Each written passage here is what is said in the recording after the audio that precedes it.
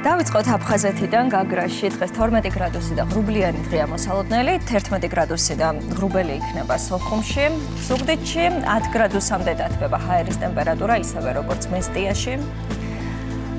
სვანეთშიც ღრუბელია დღეს მოსალოდნელი, ფოთში 11 გრადუსი, ბათუმშიც 11 გრადუსი და წვიმაა დღეს ნავარაუდები. რაც შეეხება ოზურგეთს, აქ 10 გრადუსი იქნება დღეს. ქუთაისში 9 გრადუსი და წვიმაა.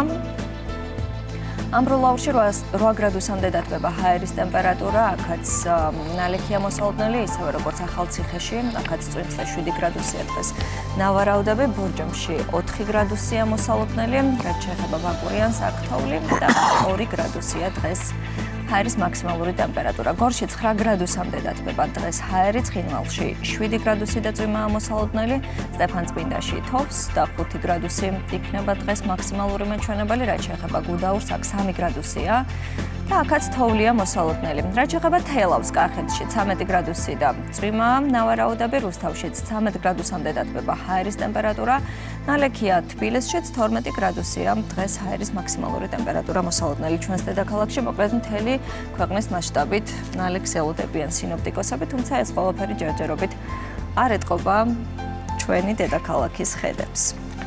მომდევნო რამდენიმე დღის განმავლობაში წვიმიან ამინდს უნდა ველოდოთ ჩვენს დედაქალაქში და იმედია, რომ ალბათ შუა რიცხვებიდან უკვე გაზაფხული ისე დადგება, როგორც ამას ველოდებით ჩვენ.